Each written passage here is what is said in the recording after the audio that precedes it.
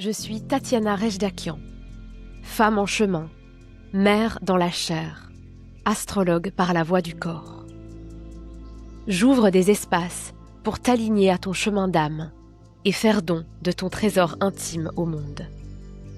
Bienvenue dans Mon cœur connaît le chemin, un podcast d'inspiration pour écouter ce qui palpite au creux de ton âme et oser suivre son appel. À travers des épisodes en solo ou avec des invités, ce sont des partages d'histoires authentiques, à cœur ouvert, des éclats d'intimité qui nous font toucher à l'universalité.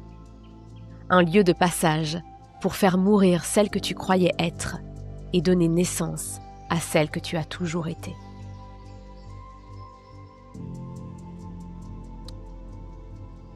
Me revoici seule au micro de ce podcast pour un nouvel épisode où du coup on va explorer cette fois-ci comment offrir son intime au monde ici, vraiment dans un sens plus large. Donc on a exploré vraiment avec la thématique fil rouge de cette saison, l'idée de la rencontre avec soi, avec son être profond, à partir de cet espace, la rencontre avec l'autre, en authenticité, en vérité. Et maintenant on va voir comment est-ce qu'on peut élargir encore un peu plus cette rencontre en venant à partir de cet espace en soi qui est dans sa justesse, dans son authenticité, dans sa radicale honnêteté, entrer en interaction avec le monde et offrir sa médecine, offrir ses services.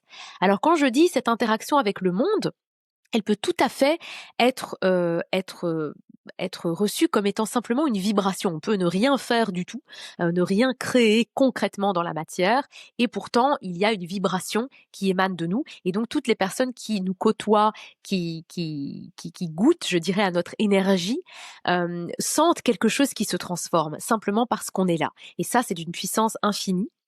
Et c'est tout à fait, dans le propos de ce que j'ai envie de partager ici. Et en même temps, ici, je vais aller un petit peu plus loin dans mes propos parce que c'est ce que j'ai envie de te partager en plus de ce que je viens de dire là. C'est vraiment comment est-ce que dans ce que tu crées concrètement au monde, dans les propositions que tu vas amener au monde, que ça soit des créations, vraiment artistique, un livre, un film, un projet associatif, une pièce de théâtre, voilà, peu importe, mais vraiment une musique, un album, quelque chose qui vient vraiment de tes tripes, cette création, ou une offre aussi. Et parfois, c'est d'autant plus difficile de relier, en fait. Souvent, on a tendance à se dire un artiste. Le but de la vocation de l'artiste, c'est vraiment de se laisser traverser par cette essence divine, d'être son propre canal, et d'apporter ses couleurs au monde dans ses peintures, sa musique, ses écritures, etc. Mais parfois, dans l'idée de l'entrepreneur qui va justement créer ses offres, ses programmes, voilà, par exemple un podcast, des vidéos sur les réseaux sociaux, des accompagnements, des packages d'accompagnement, des retraites, etc. Il y a comme quelque chose, je t'en parlais dans de précédents épisodes, mais comme ce truc est OK, maintenant on redevient sérieux. Et du coup, on se coupe, on se protège en fait parce qu'on ne pense pas qu'on a le droit de dévoiler notre intime dans ces espaces. Alors qu'en fait, il s'agit du plus beau cadeau qu'on puisse se faire à soi, parce que s'autoriser à dévoiler son intime dans des espaces de transmission, c'est profondément guérisseur pour soi, j'en parle souvent. Et c'est aussi un cadeau pour le monde, puisqu'on fait offrande de qui on est et pas d'une copie de quelqu'un qui a voulu copier quelque chose qui est déjà fait ou qui essaye d'édulcorer ses propos parce qu'il a peur de zapper quelque chose. Et de nouveau, c'est une peur qui peut être là, évidemment, et qui est tout à fait légitime, de dire « mais enfin, je vais quand même pas me mettre à nu complètement devant les personnes à qui je transmets sur les réseaux, dans mes accompagnements, etc. » Et de nouveau, c'est une question d'ajuster le degré.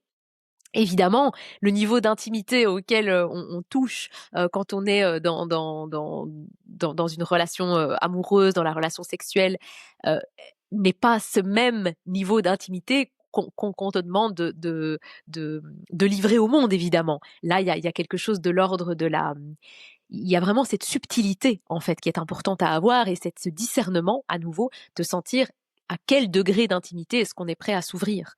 Et pourtant, il y a moyen d'aller quand même très loin dans l'intimité qu'on dévoile sans forcément se mettre dans un état, où on se sent mal après. Parce que parfois si on se révèle vraiment, vraiment, vraiment trop dans un espace qui est inadapté, où la personne, où les personnes extérieures ne sont peut-être pas prêtes à recevoir à ce niveau d'intimité, ça peut être très confrontant pour soi et de nouveau, il y a une fermeture qui a lieu parce qu'en fait on se sent en insécurité.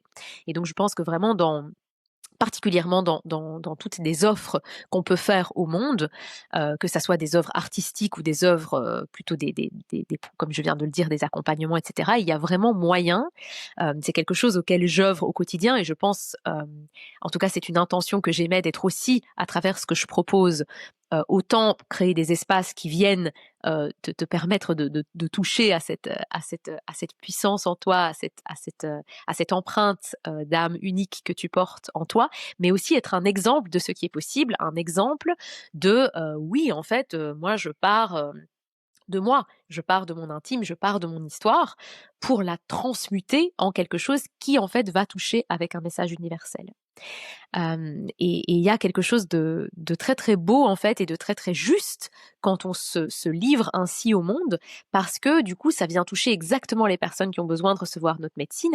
Et il y a une circulation naturelle, des choses, y compris de l'abondance à tous les niveaux, y compris l'abondance financière, qui peut se faire parce qu'on émane vraiment qui on est. On envoie en fait une vibration qui est celle de notre programme de vie, et du coup forcément il y a une réponse aussi qui se fait de l'autre côté. Et on a souvent tendance à vouloir se cacher, à vouloir cacher, surtout dans le domaine qu'on conçoit comme étant plus professionnel, devoir cacher qui on est, cacher nos blessures, cacher nos fragilités, cacher nos failles. Et de nouveau, l'idée n'est pas de faire un étalage de nos failles, comme on étale notre poubelle, mais c'est vraiment de partir à partir de cet espace-là, de s'autoriser à être touché. Et c'est là à nouveau que Chiron vient vraiment nous guider aussi. Il vient nous guider à contacter cet espace qui nous touche au plus profond de nous-mêmes et qui du coup nous permet de contacter, comme je l'ai dit précédemment, cette force intérieure immense qu'on a et cette unicité en fait. Et Chiron, c'est vraiment comme l'archer qui va bander son arc, et qui va nous indiquer vraiment cette direction, cette direction fluide, qui est fluide parce qu'elle est la nôtre. Euh, voilà, donc ça c'est un petit peu ce que je voulais te partager aussi par rapport à ça et ce cadeau qu'on s'offre à soi et qu'on offre au monde quand on s'autorise à dévoiler son intime. Alors, je vis moi personnellement, et depuis quelques années maintenant, depuis surtout que je suis devenue maman, je dirais un renversement total, de ce que j'ai cru devoir faire. Comme si dans la sphère, je dirais, professionnelle, il y avait quelque chose que je devais cacher, que je devais, et j'ai encore parfois tendance à le faire. Je me vois, comme j'ai pu l'expliquer précédemment, rédiger une page de vente, par exemple, et puis, je me vois être bloquée dans «Qu'est-ce que tu devrais écrire, pour faire bien? Comment est-ce que, tu pourrais?» Enfin, il y a tout un truc très calculé comme ça dans ma tête, alors qu'en fait, ça bloque, ça veut pas, en fait, ça ne sort pas quand c'est comme ça. Alors que quand je m'autorise à nouveau à rentrer en contact avec ce qui me touche au niveau intime, avec mon histoire. L'idée n'est pas de raconter mon histoire dans ma page de vente forcément, parce qu'il y a quand même des éléments concrets que j'ai envie d'ajouter. Donc c'est aussi ce jeu de rester en contact avec moi tout en restant en contact avec l'autre. Mais plus je peux me laisser toucher, plus je peux me laisser traverser, plus ce que je vais écrire et ce qui va sortir est juste et va résonner aussi avec le monde extérieur. Et c'est quelque chose qui me touche très particulièrement. J'ai eu l'occasion de le mentionner, mais c'est vraiment cette notion que, au niveau transgénérationnel, il y a eu tant et tant et tant de femmes qui ont été tues, qui ont été oubliées, qui n'ont pas pu exprimer leur voix. Et quelque chose qui m'attriste beaucoup, c'est de voir des projets qui ne se concrétisent pas, qui n'aboutissent pas. Et pourtant, je pense, et je me suis même dit que j'aimerais un jour créer une exposition ou quelque chose, en tout cas, autour de ce sujet, qui sont les brouillons d'œuvres. Parce que je trouve que c'est passionnant, de voir, vraiment même j'imagine même dans le temps, les femmes qui étaient très souvent à la maison, il y avait vraiment un côté, le rôle de la femme était d'être à la maison. J'imagine beaucoup de ces femmes, je pense à mes grands-mères notamment, qui ont écrit beaucoup de choses, qui ont créé avec leurs mains, qui ont tout un tas de choses, mais qui finalement, eh bien, ça restait en fait dans la maison, ça restait caché.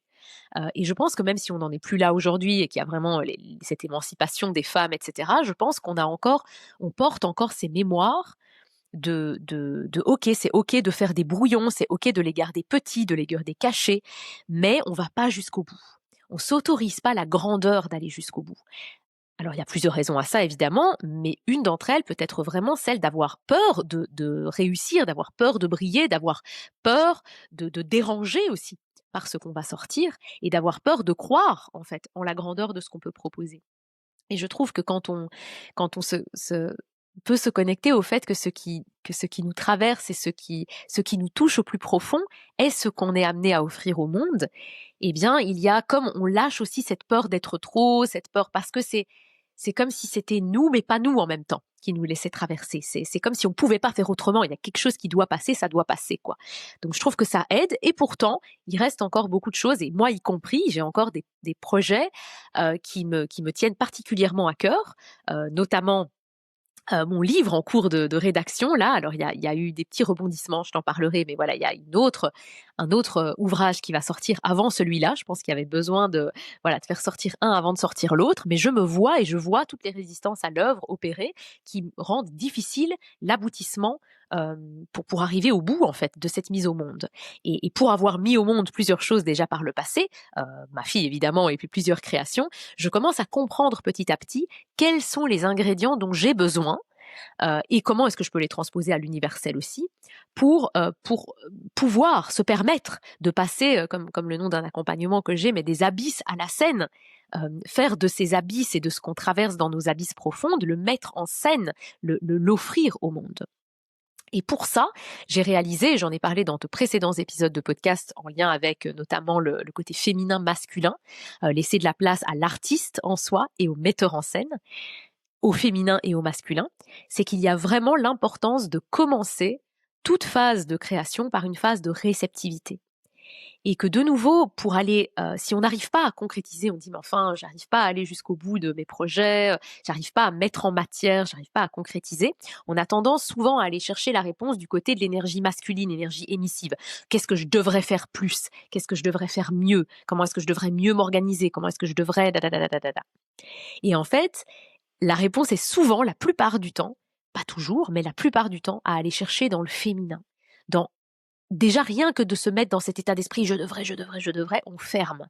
L'idée, c'est vraiment d'ouvrir, se mettre dans cet espace de réceptivité, se laisser traverser, se prendre soin de son canal, rencontrer, se re-rencontrer si on a l'impression de s'être perdu, rencontrer ce qui nous touche, rencontrer ce qui nous émeut, et puis, évidemment que cette phase-là, elle est très importante et c'est aussi une phase qui, à certains moments, peut empêcher la concrétisation. C'est comment est-ce qu'on fait la paix avec cette énergie masculine et comment est-ce qu'on s'autorise des phases, comme je le disais moi-même, par exemple, dans ce podcast, c'est très différent. L'énergie que je vais avoir quand je me laisse traverser par les sujets, souvent, c'est pas du tout bénéfique que je sois assise devant mon ordinateur sur ma chaise pour ça. Ça va beaucoup plus me venir quand je suis en balade, quand je suis au terme, quand je suis en train de méditer, de faire une sieste.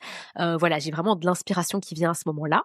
Puis une deuxième phase, un peu à mi-chemin entre artiste, metteur en scène, entre féminin, masculin, où je vais commencer à, à, à préparer le contenu des épisodes, à mettre en forme, peut-être si je dois aller voir une référence à l'un ou l'autre endroit, une citation, etc. Et puis, encore une autre énergie qui va se mettre en place quand je suis, comme là maintenant, en train de me laisser traverser aussi, sur base aussi de ce que j'avais préparé pour te communiquer, pour ouvrir ma voix. Et puis, une toute autre énergie, bon, même si ici, c'est pas moi qui fais cette partie-là, c'est mon chéri, j'ai de la chance. Mais voilà, je le fais aussi un petit peu parce qu'il y a un, j'utilise un nouveau logiciel d'ailleurs pour le podcast qui est dingue et du coup voilà, ça rend vraiment l'édition beaucoup plus facile et donc je peux aller moi-même modifier des choses, mais c'est sûr que là je vais être dans un mode metteur en scène. Je vais plus être celle qui est connectée à mes émotions, qui va se laisser traverser parce que dans cet instant précis, bien sûr que je suis toujours connectée à mes émotions, mais dans cet instant précis, j'ai besoin d'activer un cerveau plus analytique, plus rationnel. Et ce cerveau analytique et rationnel, il est bien sûr important, mais il est beaucoup, beaucoup, beaucoup trop utilisé, particulièrement pour celles et ceux qui veulent mettre au monde des offres, des propositions qui ne sont pas vraiment, enfin voilà, un podcast par exemple, il y a évidemment une dimension artistique dedans, je le vis comme tel, mais c'est plus concret, moins abstrait qu'une peinture par exemple. Et donc, il y a le réflexe, en tout cas chez moi, et donc je pense que par extension aussi très probablement chez d'autres, c'est ce réflexe de se dire, OK, là c'est professionnel, il faut que ça soit analytique, réfléchi, etc. Et oui, bien sûr, il y a des moments, on a besoin d'activer cette énergie-là, mais pas que. Et souvent, vraiment, c'est pas là où on a besoin de mettre notre focus. C'est vraiment dans cet espace de réceptivité qui, du coup, nous amène à cet espace que nous ouvre Chiron, en fait, cet espace où on se laisse toucher, qui nous amène à beaucoup plus de simplicité aussi, finalement, beaucoup plus de fluidité dans la façon dont on va vivre les choses que quand on résiste et quand on se contracte. Et donc créer, cette phrase que j'aime bien, je ne sais plus où je l'ai trouvée d'ailleurs, mais que créer, c'est écouter ce qui palpite au creux de toi et oser l'offrir sans s'excuser d'exister.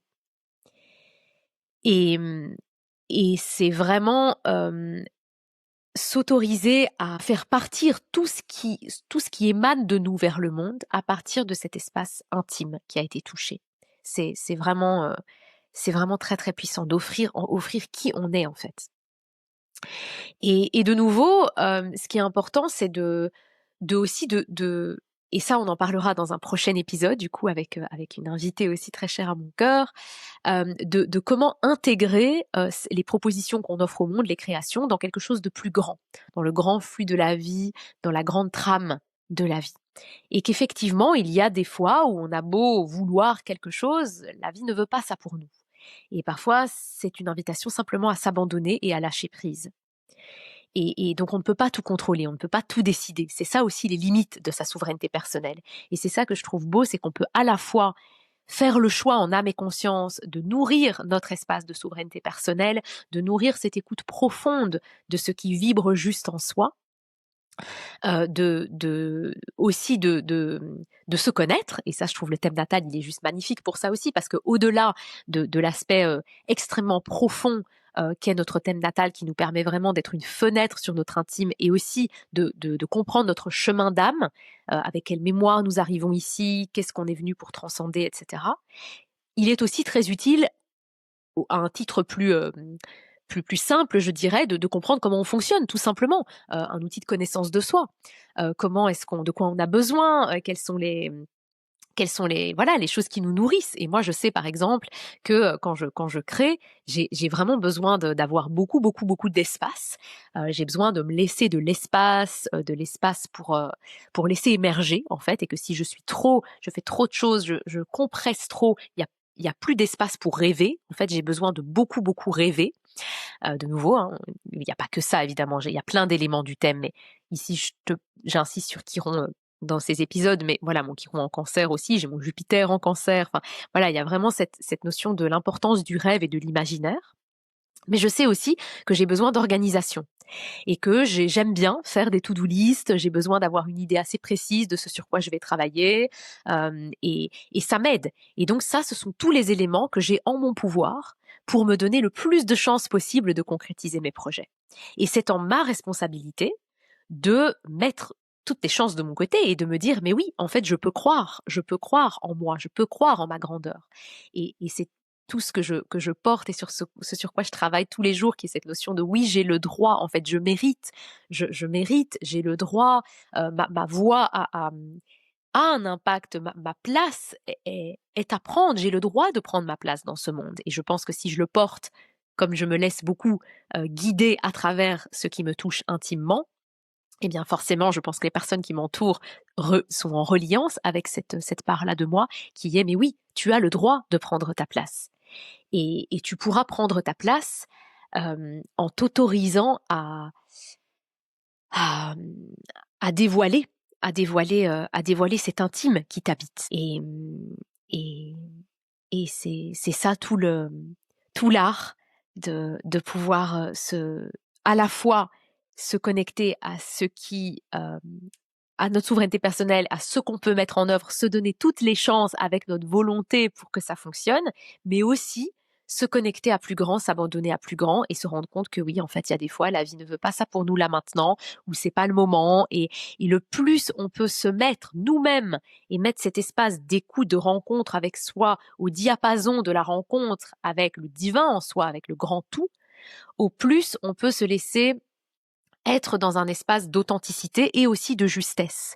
Et c'est cet élément qu'on va particulièrement aborder dans l'épisode suivant, qui est de vraiment comment est-ce qu'on se met au diapason du souffle du vivant, Et nous allons notamment aborder la notion de lune noire aussi, puisque le Chiron, en fait, c'est un élément du thème qui a beaucoup de similitudes avec la lune noire. Il y a beaucoup de choses qui sont reliées, mais une des différences, c'est que Chiron nous demande un travail actif. On peut agir. On voit un petit peu l'histoire de Chiron dont j'ai parlé dans de précédents épisodes, mais ce centaure qui finalement a été blessé accidentellement et s'est retrouvé finalement à devoir déployer tout un tas de choses dans sa vie pour s'amener la guérison de sa propre blessure, et que par là même, il parvient à guérir les autres, ou en tout cas à leur apporter de l'apaisement face à leurs blessures, à mortifier les espaces de douleur pour renaître à la vie, à traverser les passages de mort et de renaissance de la vie. Et donc Chiron nous invite à activer cette force personnelle, il y a moyen d'œuvrer, d'agir pour faire quelque chose. Alors que la lune noire, elle est c'est une zone de vide dans notre thème, c'est vraiment une zone de vide comme un précipice, dans laquelle l'invitation est complètement de nous abandonner. En fait, nous n'avons rien à faire, juste à nous abandonner. Et c'est une force de création et de transformation absolument incroyable que nous allons, entre autres, explorer dans le prochain épisode. Donc voilà, je crois que je suis arrivée au bout de ce que je voulais te partager par rapport à voilà, et c'est vraiment le souhait que je fais pour toi, pour moi, pour toutes ces femmes, pour tous ces hommes, pour tous ces enfants, que tout ce qu'on porte au creux de notre intime puisse être offert au monde et passer évidemment par ce creuset de de cette coupe réceptive et puis de cette, de ce masculin, de ce metteur en scène qui va concrétiser, qui va mettre en forme pour que ça soit adapté au médium proposé. Évidemment, le message, si je veux faire passer exactement le message que je te partage aujourd'hui dans un podcast, dans une pièce de théâtre ou dans un album musical, je vais pas du tout le faire avec la même forme. Mais là, je me suis ouverte en réceptivité à la même chose et je vais ensuite mettre la forme. Et j'ai vraiment à cœur, ça me touche énormément de pouvoir voir les créations qui voient le jour, qui se manifestent, qui se matérialisent, qui circulent, qui répandent leur médecine.